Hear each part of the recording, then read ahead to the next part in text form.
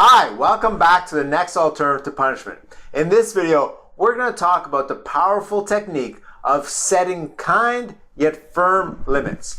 In my book, Democratic Parenting, I have an entire chapter on setting limits. And this is perhaps one of the most powerful and important skills that we can master as parents. If you know how to set limits with your children, then you will get them to listen to you, they will obey you, and they will respect you.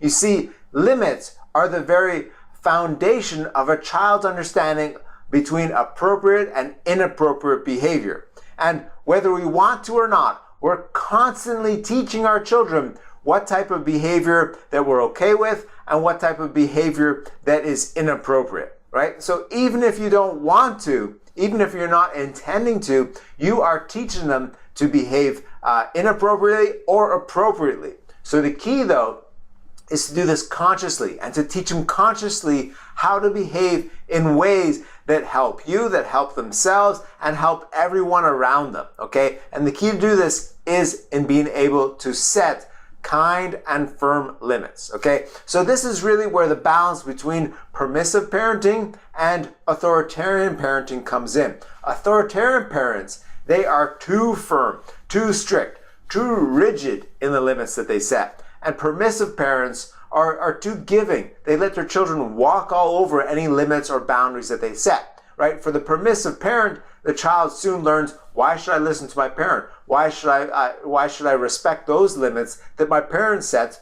when my parent doesn't even respect them themselves? When they let me walk all over them and they don't say anything. Or they let me do it again and again and again, but then finally they're gonna raise their voice and be an authoritarian style parent and be harsh in trying to affirm the limit.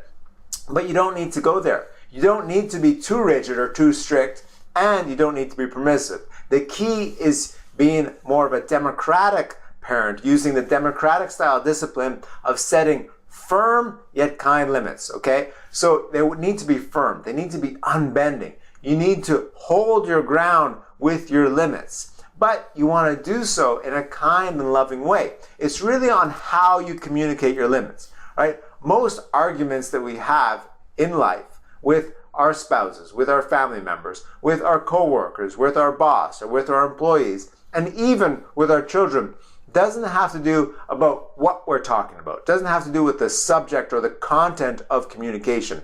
Most often, it's how we communicate these things, how this information is being communicated. You can see this very clearly between spouses and partners, boyfriends and girlfriends. When they argue, it really has nothing to do usually about what the issue is, or although sometimes it is, but oftentimes it's about how they're communicating that people get upset, right? So the same thing goes with children. The more loving and kind and connected you are when you communicate, the more responsive and cooperative the people will be. So the way we do this is to use what I call connective communication. Connective communication is a way to influence children through your communication, through the words you use, the tone of your voice, and your body language, okay? By being attentive to those and conscious in your body language, in your tone of voice, and the specific words that you're choosing when you communicate, you will help the child feel like their connection is unbroken, even when you're trying to enforce a limit, even when you're being firm with setting a limit, that they won't feel that connection broken. Therefore, they're going to be more receptive. They're going to be more willing to respect that limit, right? Because children want to maintain that connection. They want to have your approval. They want to have your admiration as parents, right? Just look at your own experience, right? Your whole life, you've wanted to have your parents' approval, right? And their admiration. You want to have their respect. Children want to have this and they want to keep this. So if you give it to them freely, they're going to want to maintain that.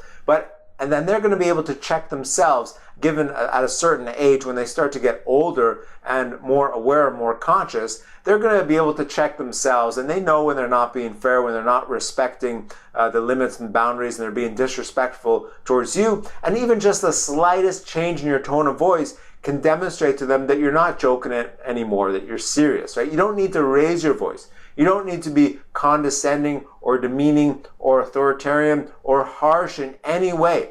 Sometimes it's just a matter of switching your tone of voice or changing your body language in order to communicate that. But you need to start somewhere. If your child is chronically disobedient and chronically defiant, doesn't listen to you, and you're having to chase them and you're needing to raise your voice all the time, then you've let them walk all over your limits too much, right? It's gone on too far. So you need to start to be firm in your limits and hold your limits. Now, to go deeper into this subject, because this is a deeper subject and it requires a lot more detail than what I'm able to provide here in this short instruction video, you can read the whole chapter on setting limits in my book, Democratic Parenting. And setting limits is one of the most misunderstood things for parents, right? Because especially when we're trying to use democratic parenting, because we don't want to be harsh, we don't want to be cruel, but then we don't want to be permissive either, like I just talked about. And so, but by using connective communication and understanding a few key principles, our children very quickly learn to listen and respect the limits we set. And then we don't need to resort to threats. We don't need to resort to punishments because they're cooperative, they're obedient, and because all their needs are being met at the same time, they're happy. So if you want more detail on how to set these types of limits, go to my webinar at parentlearningclub.com/webinars, or just go to parentlearningclub.com and go under the products and webinars, and you can listen to and watch the recording of the webinar I did on the happy and obedient child. This has to do with setting limits. I go in a lot greater detail about how to set these limits. But before I finish this video, I just wanted to tell you one thing that you really need to keep at the top of your mind, is that children will instinctively and inherently and without any doubt test your limits. Doesn't matter who the child is and how old they are, they will test your limits, especially when you start to set your limits more firmly.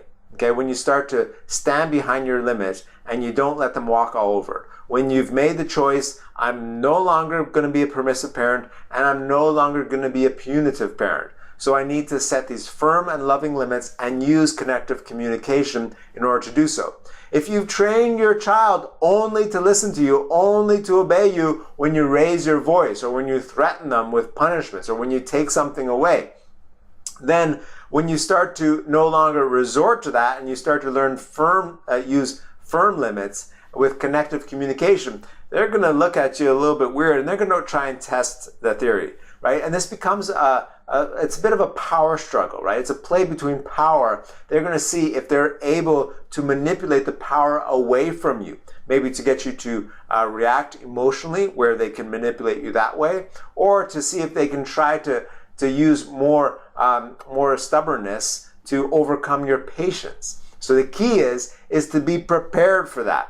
Be prepared that they're going to test your limits. And that's a good thing, right? It's healthy to some degree, right?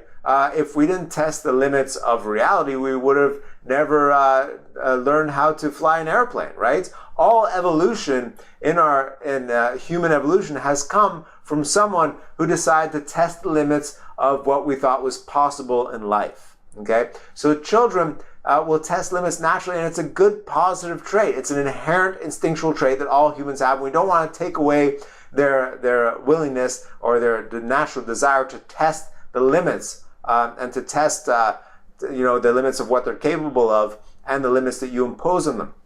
The key is to stay firm, right? To reinforce that limit, to be more patient than their stubbornness, to be more stubborn yourself with your need and your willingness to affirm that limit, to repeat that limit, and to continue to use connective communication, okay, while you do so. So setting limits, firm, kind, loving limits using connective communication. That's a very powerful alternative to punishment that will make punishments and threats absolutely unnecessary ever again if you master this technique. So read the chapter in my book, Democratic Parenting. Listen to the webinar on the Obedient and Happy Child for more information on how to set these limits, and you'll get a lot more skilled at this. Remember, this is a skill. Setting limits, using connective communication, these are skills. You might not do it perfectly the first time, but like any skill, just like riding a bicycle, you have to practice and keep using it. Keep adjusting it until you find yourself really good at it. So be patient with yourself and be patient with your child as they test your limits. And be prepared by learning to master connective communication. Be prepared for them to test your limits, and you'll see the results are phenomenal. So I look forward to seeing you on the next video. Until then, remember, every single day, give your child all your love. Give yourself that same love too, and together we can build a brighter future.